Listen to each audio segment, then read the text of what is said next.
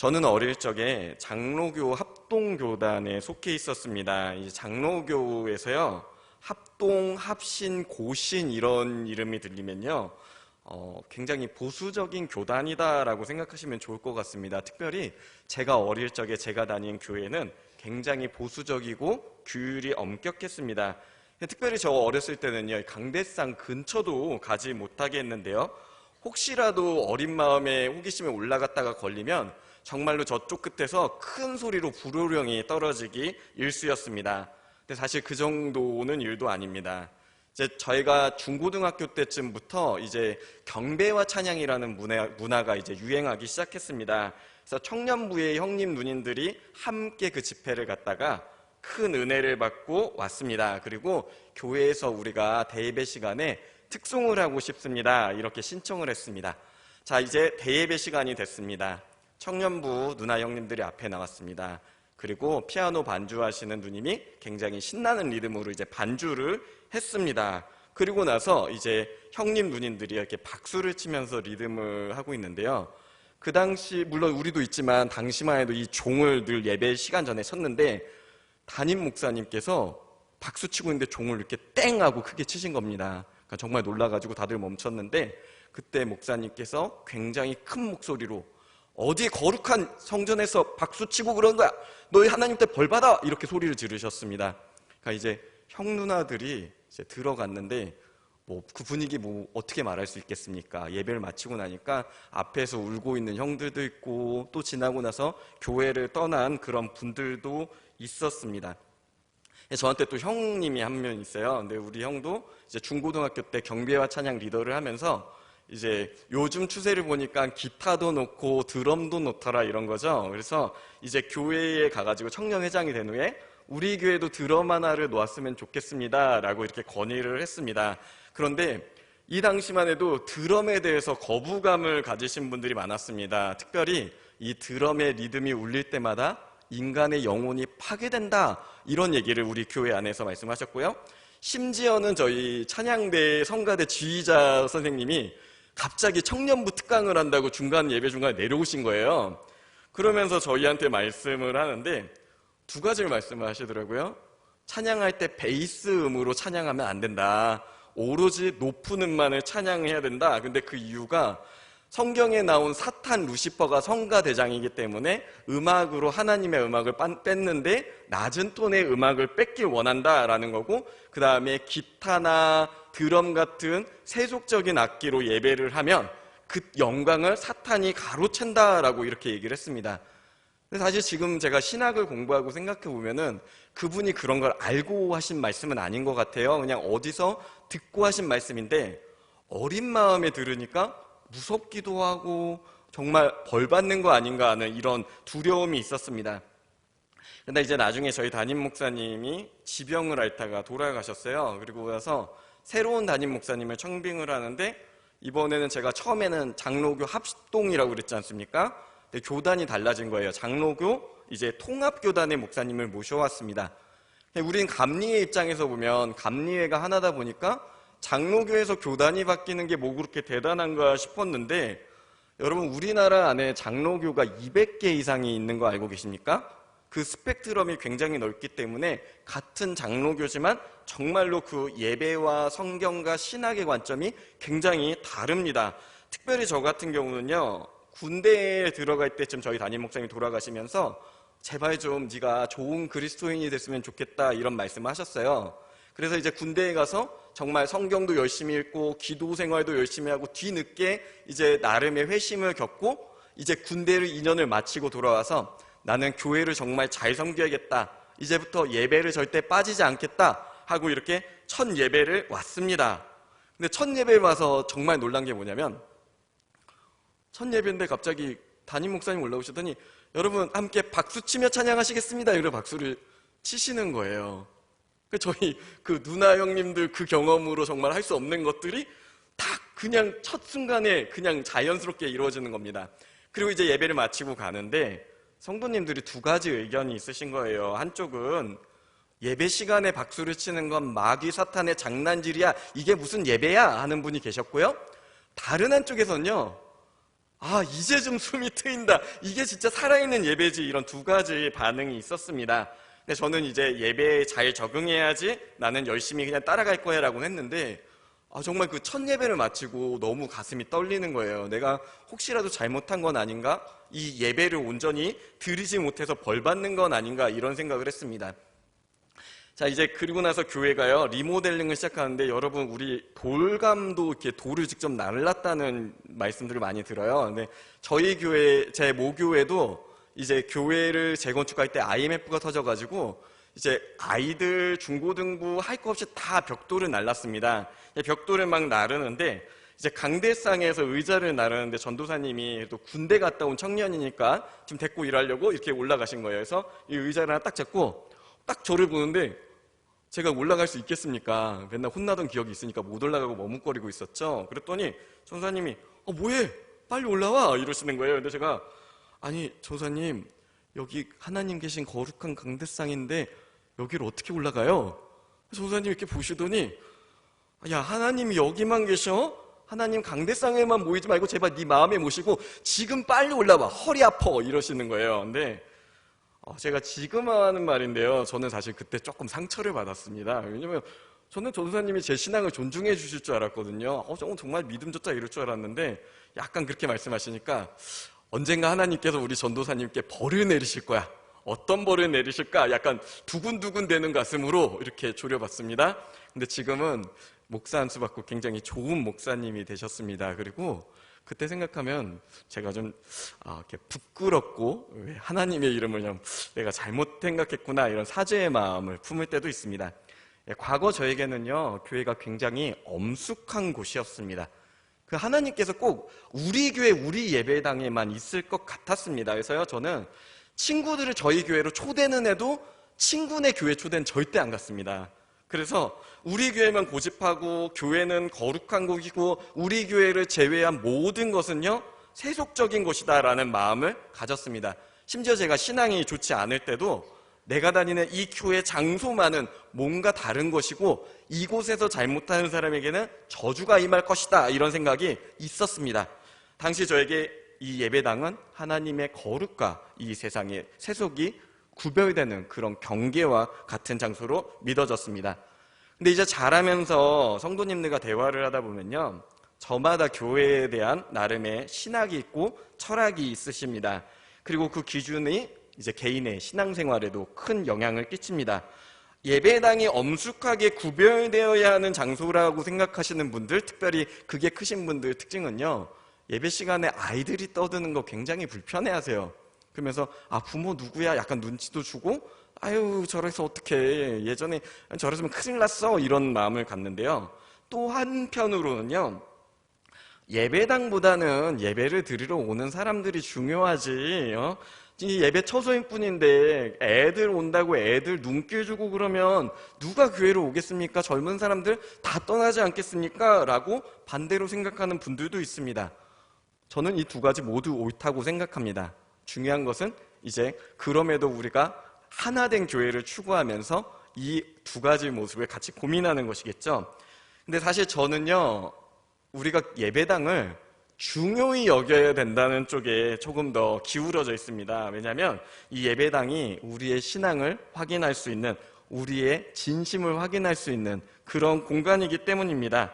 그런데 예배가요, 바로 하나님께서 임재하시고 그 임재하시는 하나님에 대한 반응이다.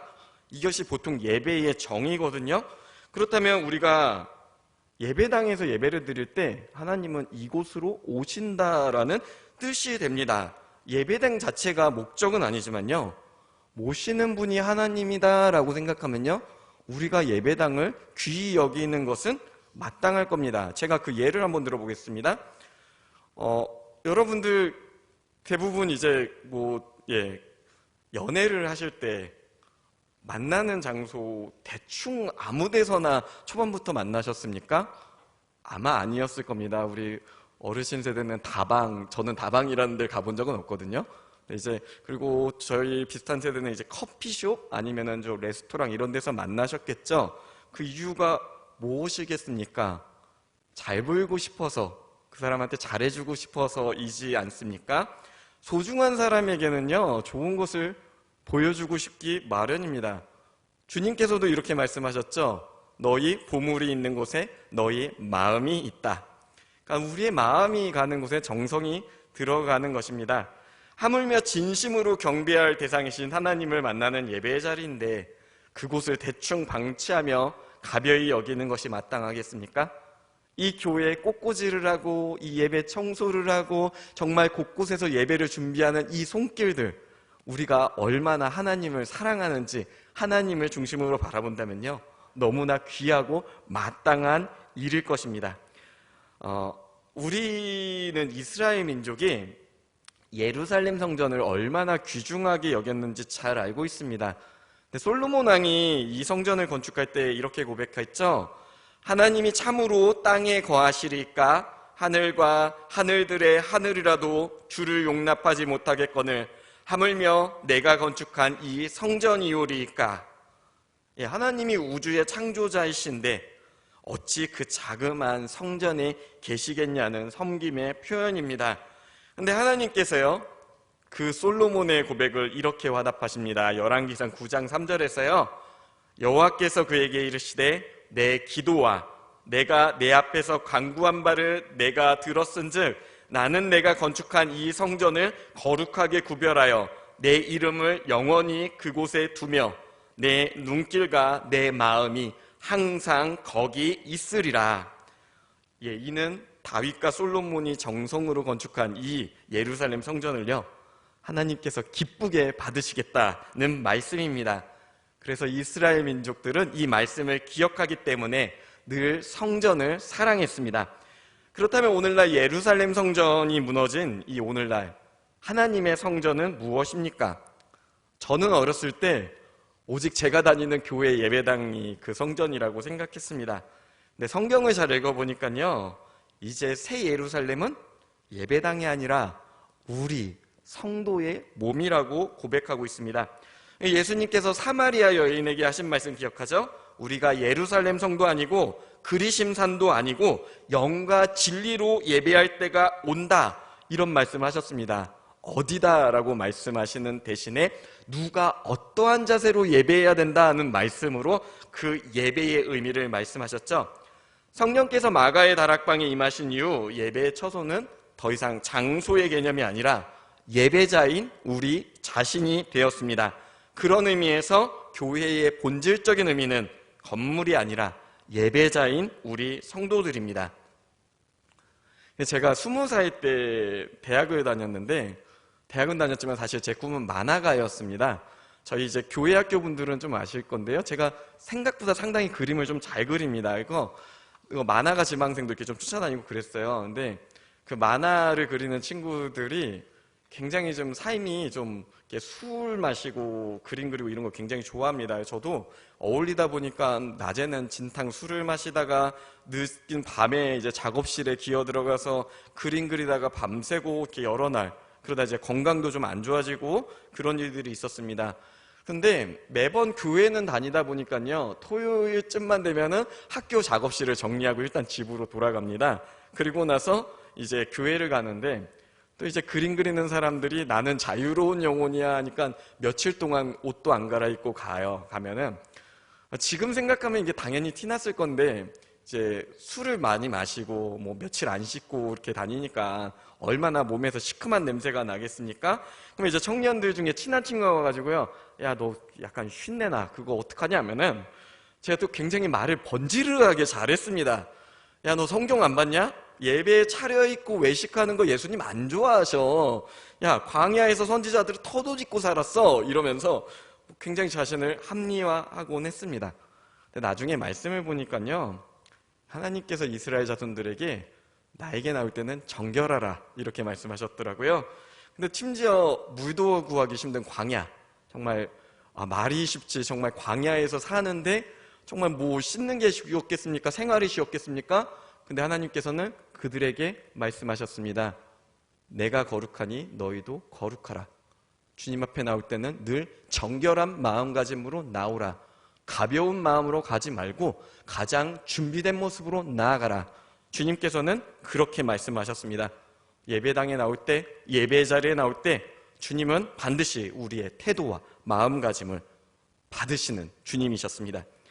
얼마 전에 제가 새벽 예배 때 이제 이런 말씀 한번 언급한 적인데 기억하시는 분 계실지 모르겠어요. 찰스 스윈돌이라고 교육학자이면서 이제 목사님이신데 그분이 이런 말씀을 하셨어요. Attitude is more important than fact. 그러니까 이 말인즉 태도가 사실보다 중요하다는 뜻입니다. 오늘날 많은 교육학자들이요, 태도가 곧 사람을 만든다는 말씀을 하죠. 이런 말도 많이 들어보셨을 겁니다. 생각하는 대로 살지 않으면 사는 대로 생각한다. 그러니까 무엇을 어떻게 해야지 하고 다짐하고 그 다짐대로 자신의 삶을 가꾸지 않으면요, 우리는 그냥 습관을 따라 살아갑니다. 그리고 그 습관을 합리화하고요, 그 습관에 맞춰 생각하기 시작합니다. 그런데 여러분, 솔직히 우리 몸은요, 게으름을 추구하게 되어 있습니다. 여러분 자녀 길러보셨죠? 웬만하면 내버려두면요, 종일 잡니다. 나태해지죠? 그런데 이 아이들을요, 그렇게 내버려두시면 안 됩니다. 깨우셔야 됩니다. 바른 태도를 몸에 익혀야 됩니다. 이것을 익히는 게 곧 나의 정체성이고 이것이 인생이다라는 걸 태도를 통해 자녀들에게 가르쳐야 합니다. 우리 몸은요, 악한 것은 쉽게 노출되고 쉽게 습득되면서 또 중독까지 되는 경향이 있습니다. 초대교회의 어거스틴 목사님 이런 말씀하셨습니다. 중독되는 모든 것은 악한 것이다. 특별히 우리 몸이 그렇습니다. 중독되는 이 악에 쉽게 노출되죠. 그런데 우리 몸은요, 성령께서 거하시는 주님의 성전, 곧 교회다라고 말씀하지 않습니까? 그 몸에 성령이 아닌 악한 것들을 채우면 어떻게 우리 몸이 주님의 성전이 될 수 있겠습니까? 그런 의미에서 우리가 예배당보다 먼저 가꾸어야 할 것은 우리의 됨됨이, 삶의 태도, 그리고 하나님을 향한 신앙이라 할 수 있을 것입니다. 곧 우리의 영혼, 몸을 하나님 앞에 가꾸어야 비로소 우리가 참된 예배자, 주님의 전이 될 수 있습니다. 우리의 몸을 술에 내어주면서 괜찮아, 뭐 성경에 술 취하지 말라고 그랬어. 담배를 피면서 그 당시에 담배 없어. 성경에 담배 피라는 말 읽은 적 있어? 마약과 음란에 내주면서 아이 뭐 그냥 그렇게 사는 거야 이렇게 말하는 사람들이 예배당에 와서 착한 척, 예배에 진심인 척, 신성하게 구별된 모습을 가진다고 교회를 사랑한다고 말한다면 그것이 진심이겠습니까? 이건 정말 엄한 소리일 것입니다. 주님께서 거하는 성전을 가꾸지 못하면서 어찌 교회를 사랑한다 말할 수 있겠습니까? 성경이 말하는 교회는 주님의 몸이지 않습니까? 몸에 각 지체가 병들어 있으면서 교회를 가꾼다는 말을 어찌 할 수 있겠습니까? 우리가 하나님 앞에 바르게 서길 원한다면 먼저 우리의 마음과 몸과 영이 하나님 앞에 정결하게 서 나가야 합니다. 사랑하는 성도 여러분, 주님을 사랑하신다면 주님 앞에서의 우리의 태도, 우리의 마음의 됨됨이, 하나님을 향한 사랑을 돌아보시길 소망합니다. 이스라엘 민족이 출애굽하여 시내산에 다다랐을 때 하나님께서 모세를 통해 이스라엘 민족에게 이제 성막을 만들게 하셨습니다. 그리고 성막이 만들어졌을 때 하나님께서 이 성막에 내려오셔서 죄인인 우리와 만남을 시작하셨습니다. 그래서 성막은 곧 하나님의 임재를 상징했습니다. 이스라엘 민족이 광야에 정착할 때 하나님께서는요, 구름 기둥과 불 기둥을 통해 가지고 우리와 함께 계심을 증거하셨습니다. 그래서 성막을 중심으로 이제 사방으로 이스라엘 백성들은 진을 치고 천막을 쳤습니다.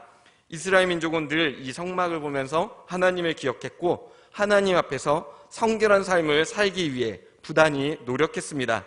자, 여호수아와 사사 시대를 지나 이스라엘이 가나안에 입성했을 때 하나님의 성막은 길갈이라는 장소에 위치했습니다. 그리고 그곳에 하나님의 언약궤가 있는 구별된 장소가 됐죠.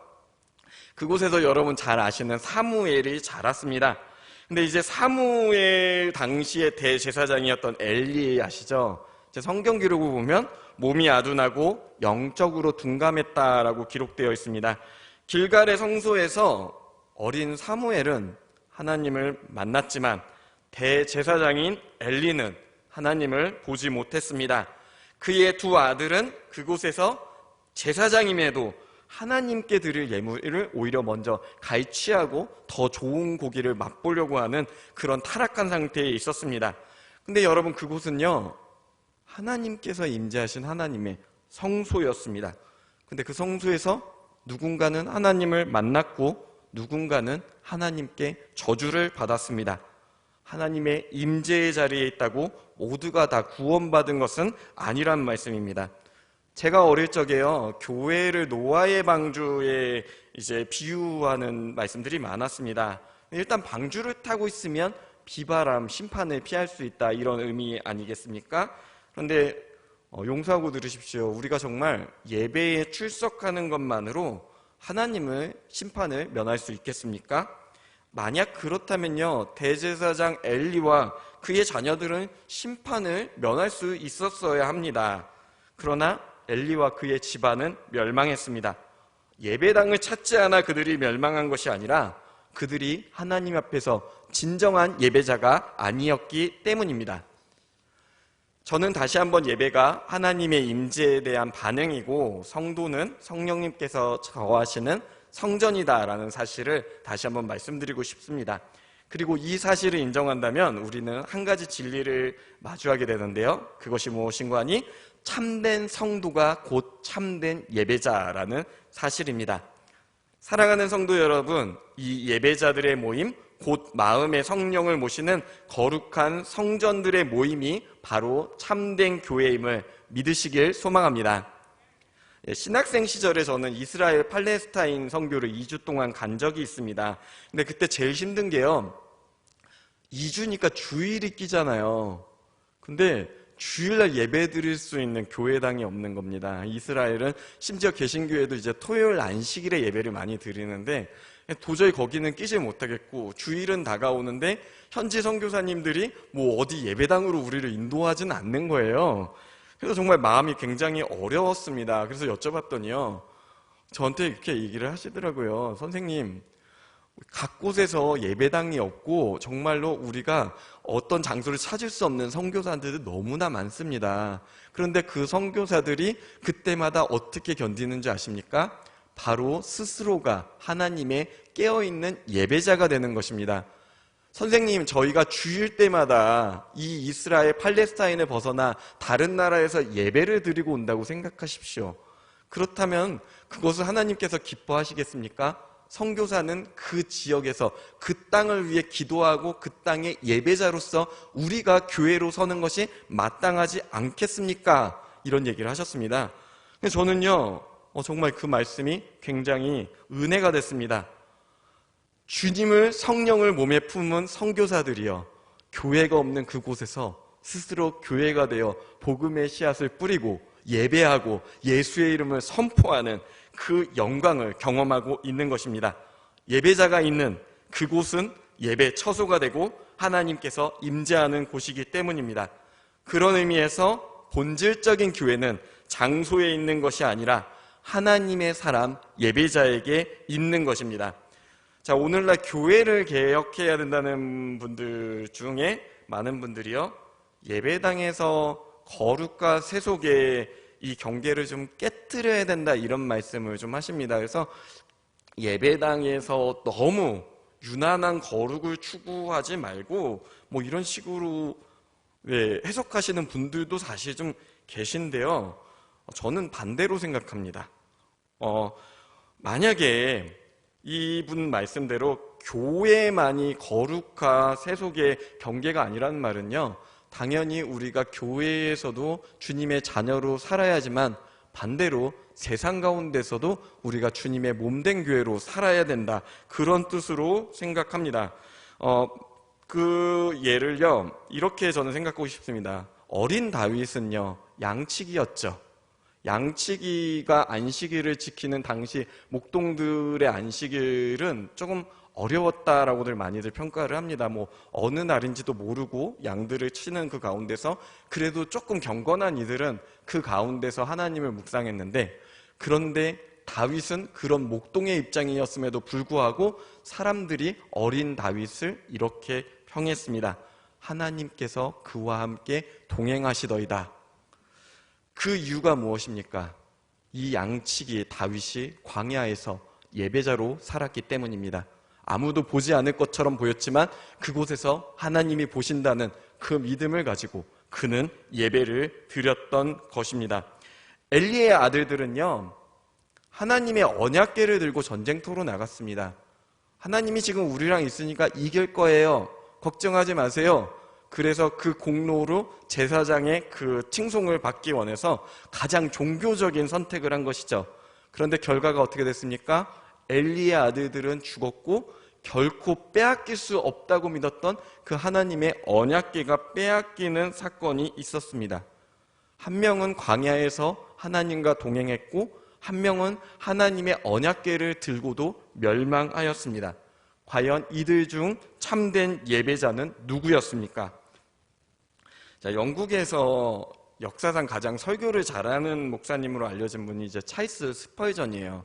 어느 날 이제 찰스 스펄전한테 한 성도가 찾아와가지고요, 이제 막 토로를 하는 겁니다. 목사님, 제가 교회를 정말 많이 다녀봤거든요. 그런데 교회들이 다니는 데마다 다 문제가 있는 거예요.